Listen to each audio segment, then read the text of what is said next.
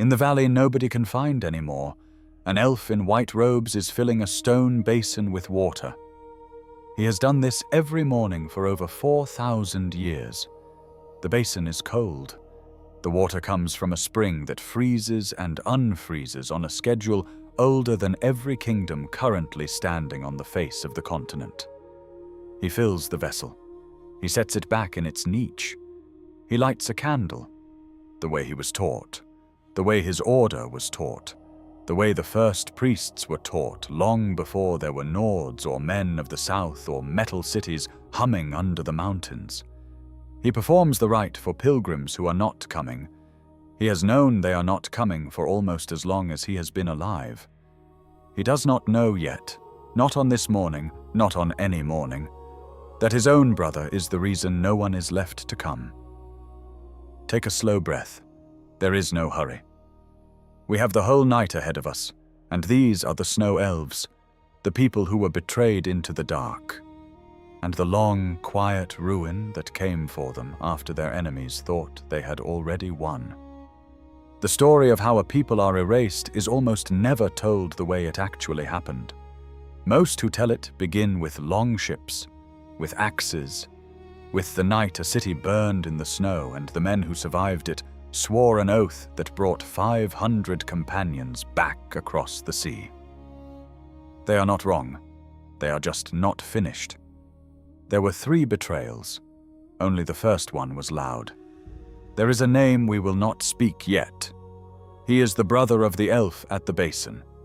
By the time we reach him, you will understand why his name was the worst thing his people ever had to learn. Long before the Nords called this country Skyrim, before the dragon cult and the burials at the Long Barrows, before any tongue spoken in any current city of men was even a sound, the elves in the snow already had cities of their own. The chronicles men later wrote, the songs of the return, the early annals copied and recopied by Atmaran skalds, the small admissions buried in the histories of the college, admit this in the corners. Before us, there was someone here. Before us, the snow already belonged to somebody. They called themselves the Falmer. The word in their own tongue meant simply snow people. It is a soft word. It does not sound at all like the word it became. Their cities were not built so much as grown, terraced into the ice fields, anchored to glacial bedrock, lit through translucent stone that caught the long polar light and held it through the deep of winter. Their priests followed Oriel, the falcon-god of time and the morning sun. Their warriors were trained for cold and for distance. Their scholars worked with knowledge that even the metal folk of the deep mountain, the Dwemer, the wisest hands on the continent, would later admit they did not entirely understand. The Snow Elves were not a small people. They were not a young people. By the time the boats came over the Sea of Ghosts, the Snow Elves had already been the lords of the White Country for longer than men have written history. This is the part of the story everyone forgets first. They forget that what was lost was not a tribe. It was an entire civilization, with its own gods and its own arts, and its own way of looking at the cold light coming off the ice. Forgetting it is the first kindness anyone ever did for the men who came next. Because here is the thing about how the Atmarans tell this story. They tell it as if the snow had been waiting for them, as if the country were empty when they got there, as if the night of tears were the start. It was not the start. It was the middle. The city was called Saarthal. It was the first thing the Atmarans built when they crossed the sea, a settlement carved into the snow on what would later become the northern coast of the province, half fortress and half temple, the proudest of Ysgramor's early ventures. It was prosperous. It was growing. Its longhouses smelled of pine and salt and wood smoke. The Atmarans believed the snow had blessed them. What happened on the night Saarthal burned has been called the Night of Tears for so long that the name has worn smoother than the event. The version every Nord child has heard goes like this. The Snow Elves came down out of the dark in the dead of winter. They came without warning. They came without cause. They massacred almost every man, woman, and child within the city walls. Only Ysgramor and his 2 sons survived. They escaped to the boats. They returned to Atmora. They came back with 500 companions and an oath. They kept the oath. This is the version that has lived for thousands of years. It is the version told at every Nord funeral feast. It is the reason a particular hatred has remained warm in this country for longer than the country has had its current name. It is also not the only version. There is beneath the ruins of Saarthal, beneath the rebuilt walls, beneath the chambers the College of Winterhold's later scholars cleared in their quiet, careful way. There is a chamber that should not have been there. In that chamber, sealed in stone the Atmorans did not dig and could not have made, there is something the Snow Elves had been guarding. The records that survive, fragmentary, contradictory, written in 3 different scripts, agree on the broad shape of it. The Atmorans had begun to dig. The Snow Elves had begun to panic. What lay buried beneath the city was not the kind of thing a young people, drunk on its own gods, should have been allowed to find.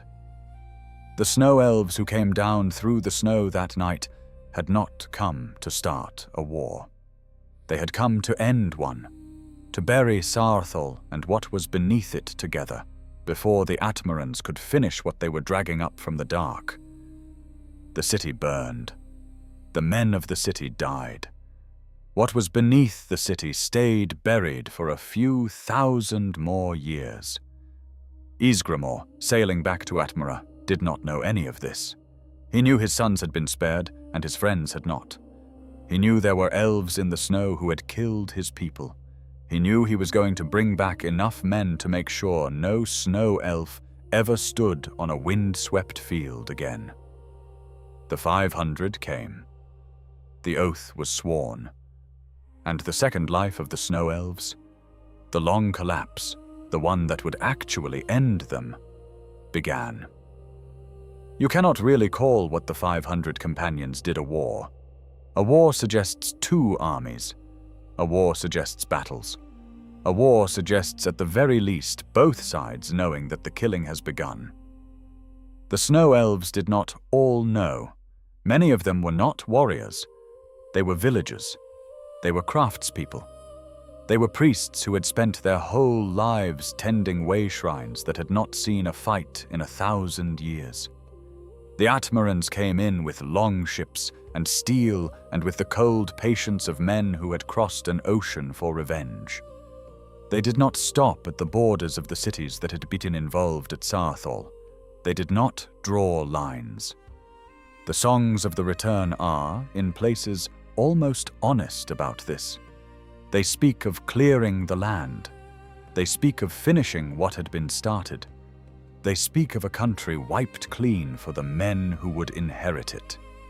The most famous engagement was not even in Skyrim. It was on the island of Solstheim, at a place called Moesring, where a snow elf prince led the last great charge of his people against the Atmoran host. He was younger than the war was old. He fought, by every account, with a beauty that made even the men killing him hesitate. The Atmoran child who put the spear through him remembered for the rest of her life how he had looked, falling. They wrote a song about it. They called it The Fall of the Snow Prince. The Nords still sing it. They sing it as if it were a victory. They sing it without quite admitting what it cost the people who lost. Not a song of triumph. A requiem they will not name. By the end of that long campaign, the Snow Elves were not a nation anymore. They were not a province. They were not even a community.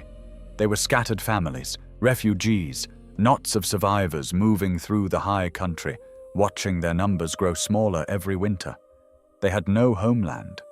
They had no army. They had no allies above the surface of the world. But they had heard of a people who lived inside the mountains.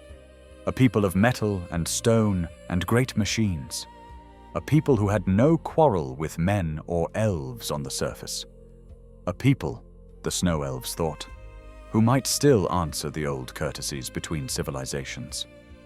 They went to the Dwemer. The Dwemer lived in cities the Snow Elves had only ever seen the entrances to. Vast halls beneath the mountains, lit by mechanical suns and by machines that seemed, to anyone who entered, almost alive. They were the deepest scholars on the continent. They had no use for the gods other peoples followed.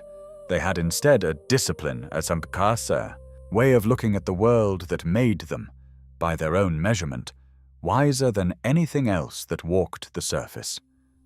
They were also, it must be said, not famous for their kindness. When the surviving Snow Elves came down out of the cold, asking for shelter, the Dwemer agreed. The records do not tell us what was promised at the door. They tell us only what was promised inside. The shelter would be granted, the Dwemer said, on one condition. The Snow Elves would have to consume a particular plant that grew only in the deep places. The plant was bitter. It was toxic. It would, over time, take their sight. The Dwemer presented this as a kindness. Their guests, blinded, could not threaten them. Their guests, blinded, could be trusted. Their guests, blinded, could be sheltered without anyone above ever needing to know that the Dwemer had taken them in. It was a measured offer. It was, the Dwemer would have insisted, fair. The thing that has haunted every later scholar who studied this moment is that the Snow Elves agreed. They agreed. There were thousands of them. They had warriors among them, even still. They had priests who could have cursed the offer where it stood. They could have walked back out into the cold. Some of them surely did. The ones who stayed knew what the plant would do. The records, the few Dwemer ledgers that were ever translated, the surviving testimonies that men and elves later pieced together, make this almost unhearable to read. The Snow Elves were told. They consented. They drank what they had been given, and they sat down in the long galleries of the metal cities and waited for the world to go grey at the edges and then black. Not driven. Welcomed.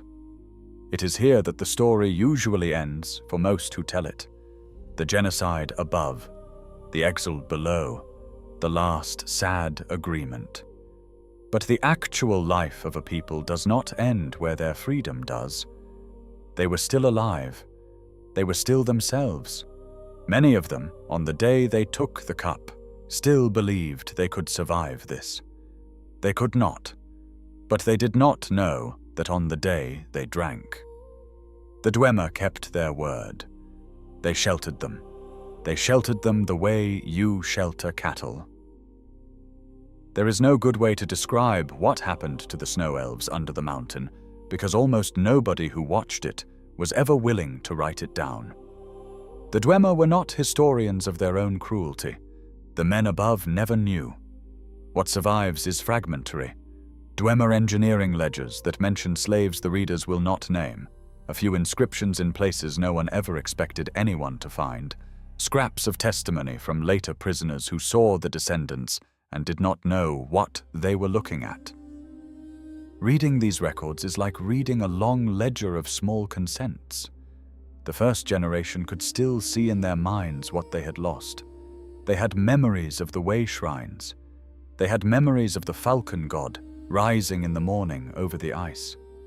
They sang the old songs in the dark, and the songs grew quieter, year by year, as the singers died. They taught their children the words.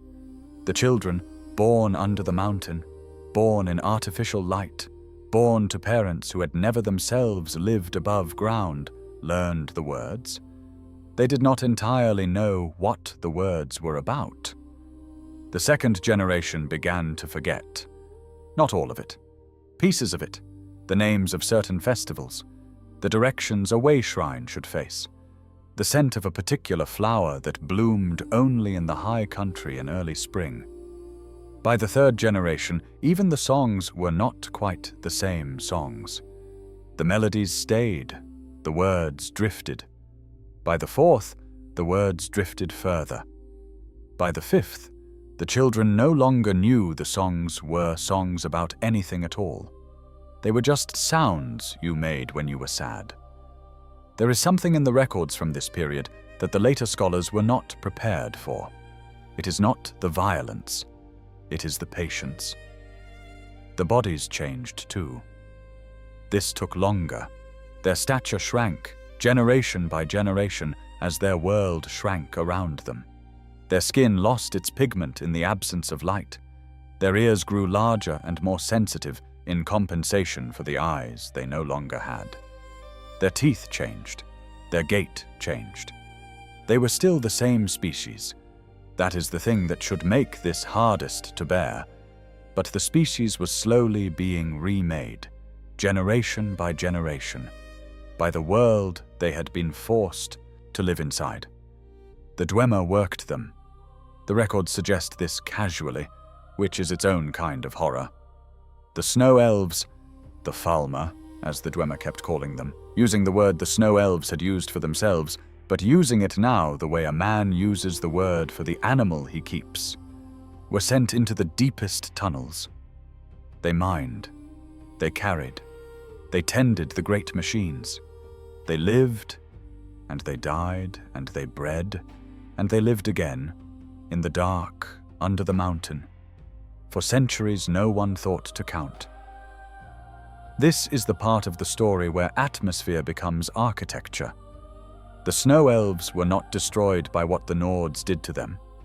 They were destroyed, slowly and carefully, by what the Dwemer kept doing to them every day, in small, kind, quiet, measured ways, generation after generation, until what survived was a thing the original Snow Elves would not have recognized as their own children.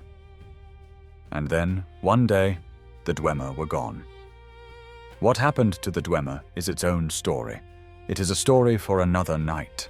The accounts that survive, the testimony of a single Chimera general who was in the room when it happened, the broken hum of empty cities found centuries later, the remnants of a civilization that left every piece of its furniture in place and walked away from every meal half-eaten. Agree only that the Dwemer of every city on the entire continent ceased to exist at the same instant. Their machines kept running. Their lamps kept burning. The smoke from their forges took weeks to settle. The Snow Elves who had been kept under the mountain did not disappear with their masters. They were still there.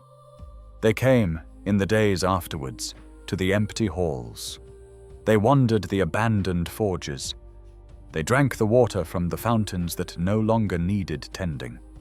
There was no one above to tell. There was no one above who would have understood what they were saying anyway. The hierarchy that had defined every minute of every life for 1,000 years had simply lifted off the world overnight. And what remained was a people who did not entirely remember how to be a people, alone in a network of cities they had never been allowed to call home. Some of them tried to come back to the surface. The records suggest this only obliquely. They emerged. They saw the light. The light hurt them. The light had hurt them by then, for 30 generations, and most who emerged crawled back down. The few who stayed up went mad and were killed by the men they encountered. The men who killed them did not know they were killing the great-great-grandchildren of the Snow Elves whose songs the Atmer and Skalds had once sung about. They thought they were killing monsters. By the standards of what they could see, they were not entirely wrong. This is what became of the people the Atmerans had thought they had destroyed at Mosring. This is what became of the priests who had served the falcon-god. This is what became of the children of the families that had drunk the cup in the long galleries. This is the second betrayal, the one almost no one names. But there were still some. There were always some. Not many. Not enough to make a people again. But enough that the story is not yet finished. Even now, in a valley far to the north, in mountains nobody ever climbed, in a complex of carved towers and frozen way shrines that had been hidden from the surface so completely that no living human knew it existed, there was still a chantry. There was still a sanctuary. There were still snow elves in white robes, tending the falcon-god, holding the line of the old faith against the long catastrophe their people had not survived. There were 2 brothers there. We have not met the second one yet. The valley was called the Forgotten Vale, though by the time you can call something forgotten, the people who forgot it have already been gone for a long time. It was a glacial basin, sealed on all sides by ice walls so steep no one had ever climbed them, fed by a single river that flowed out of a crack in the world. The Snow Elves who had built it in the centuries before the Atmorans came, as a sanctuary for their highest order. The priests of Auriel, the keepers of the falcon-god, the ones whose work was too holy to take place in ordinary cities. There was a chantry at the heart of it. There were 5 way shrines along the pilgrim's path. There was an inner sanctum at the top of the highest, Glacier, where the rite called Touching the Sky was completed, and where the order kept its most sacred relic, a bow, blessed in the morning sun, said to have been placed in the first priest's hands by the falcon-god himself. When the Snow Elves above were destroyed and the Snow Elves below were enslaved, the chantry of Auriel was sealed off and kept hidden, and the order continued. They had food, they had water, they had time. Auriel, of all gods, gave them time. The order continued, generation after generation, with no contact with the world outside, performing the rites, lighting the candles, filling the way shrines, completing the pilgrimage. The order shrank, of course. There were no new Snow Elves coming in. There never could be again. The order shrank from hundreds to dozens to handfuls. It shrank, in the end, to 2. There were 2 brothers. The elder was called Vertha. The younger was called Gelabor. By the time the order had narrowed to them alone, Vertha had become the arch-curate, the highest position in the priesthood, the keeper of the relic, the one who completed the rite of touching the sky and brought the blessing of the morning sun down onto the bow. Gelabor was a knight paladin, charged with guarding the way shrines and welcoming the pilgrims who, by then, had not come in centuries. They had been close. The few records that touch on them at all suggest that they were close. They were brothers. There was no one else. This was the situation in the Forgotten Vale for nearly 4,000 years. 2 priests, 1 temple, 1 ritual, 1 bow, 1 unbroken duty in a valley nobody could reach, performed for a people who no longer existed in any form that could understand what was being done. Gelabor, every morning, walked the path of the way shrines. He filled the basin at each one with water from the spring. He lit the candle. He whispered the words of the morning rite, the same words his order had whispered when the Snow Elves still ruled the White Country, the same words it would have been a small mercy if anyone alive had still recognized as words. He carried the vessel back to the chantry. He set it in its niche. He went to bed. He woke up. He did it again. He believed his brother was doing the same, in the inner sanctum at the top of the highest glacier. He had no reason yet to doubt that. What happened to Vertha is the kind of thing that, even now, the few who know it tell only in pieces, because the whole of it is hard to hold in the mind at one time. The story, as far as it can be reconstructed, is this. Vertha, the arch-curate, the highest priest of the falcon-god, the keeper of the relic, was attacked, at some point in the long centuries of the Order's solitude, by a vampire. The attack was not survived in any ordinary sense. He was turned. He became, against all that his order had ever stood for, against everything he had taught and guarded and prayed over for centuries, a creature of the dark, a being whose entire existence was now an offense to the sun god he had been ordained to serve. He went to Auriel. He prayed. He asked, presumably, for what every priest in his position would have asked for, that he be cleansed, or killed, or in some way mended. He was the highest priest of the highest sanctuary of the order. He was, by every right, the one most worthy of an answer. There was no answer, so Werther decided to kill the god who refused to save him. The decision did not come quickly. It did not come in rage. It came in a quiet stone room in the silence of his own faith over a stretch of time we cannot measure. He drew up a prophecy. He encoded it in dragon script. He named it the Tyranny of the Sun. The prophecy was an instruction, a method written for any vampire who could find it, by which a great working could be performed that would extinguish the sun, end Auriel's reach over the world, and let the children of the night walk freely under a sky that had finally been quenched. He did this, the records suggest, in the inner sanctum of the chantry of Auriel, in the highest holy place of the Snow Elves, with the relic of his god still on its altar within his reach. And then he opened the inner sanctum to the corrupted Falmer of the deep mountain, the great-great-grandchildren of the Snow Elves who had drunk the cup and been kept like cattle and lost their songs. He let them in. He used them as his guard. He surrounded the holiest sanctuary of his people with the ruined remnants of his people, twisted into a shape they did not recognize, and waited there, in the dark, in the cold, for whatever would come next. This is the part Gelebor will not say out loud, even now. His brother, was not finished by a Nord axe or a Dwemer cup. He was finished by the silence of the god they had both served. And what was finished in him was not just a man. It was the last clean line of the order. It was the last belief. It was the last hope that the Snow Elves had ever had. That one day, somehow, the ones still serving Auriel in the Forgotten Vale would be the seeds of a return. Not the Nords, not the Dwemer, the brother. There would be no return. The third betrayal came from inside the temple. The brother at the top of the glacier was not coming home.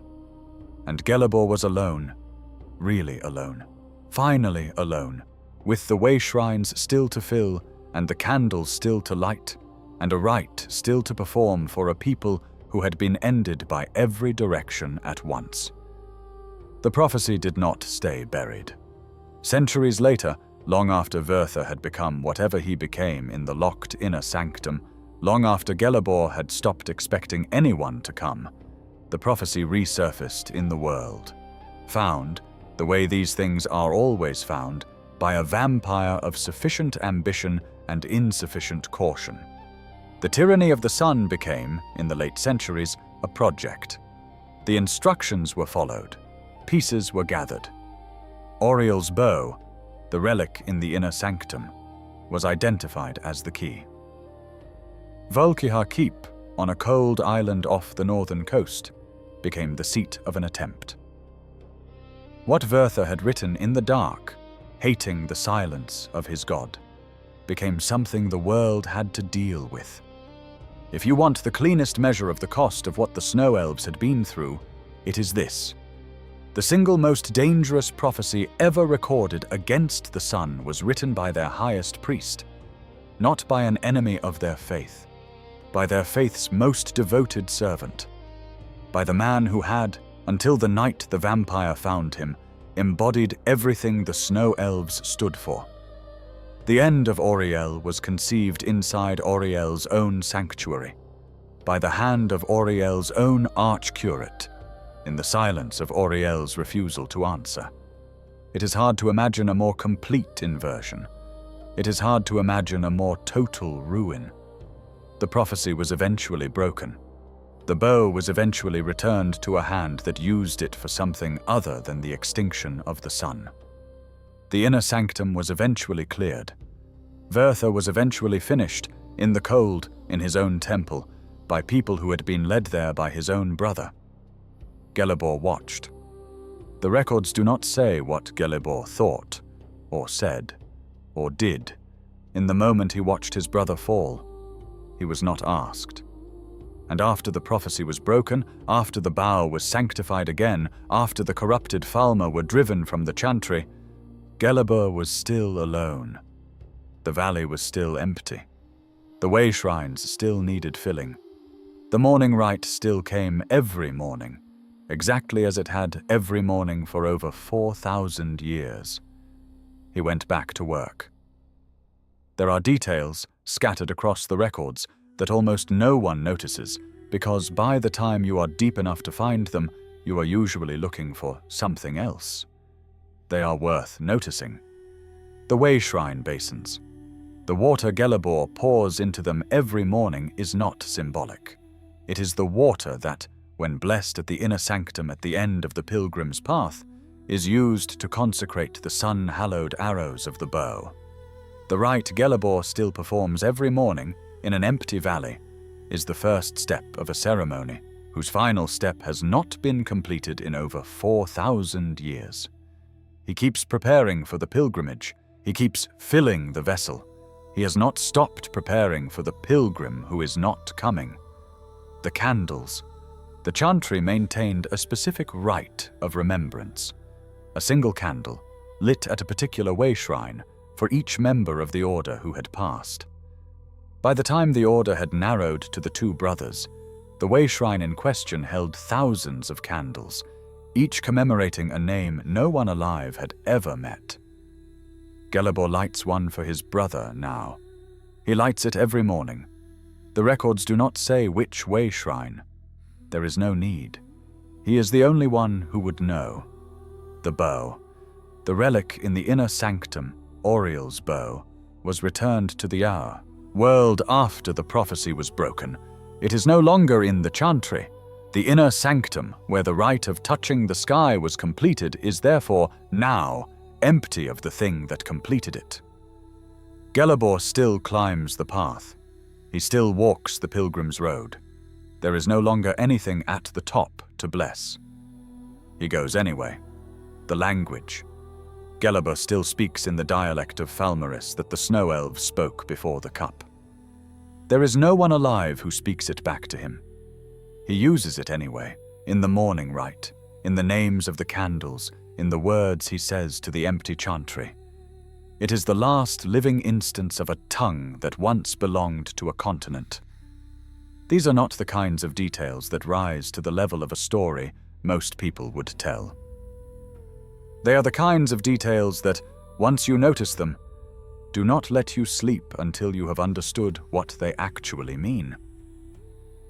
If you ever found the valley, and you will not, but if you would see on certain mornings an elf in white robes filling a stone basin with water. He has done this every morning for over 4,000 years. The basin is cold, the candle is lit, the vessel is set in its niche. The morning rite is performed. He does it for pilgrims who are not coming. He does it because the order existed. He does it because his brother once existed, and because the silence from the God they served does not end the duty owed to the brother on the other side of that silence. He does it because someone has to. Some peoples are not destroyed by their enemies.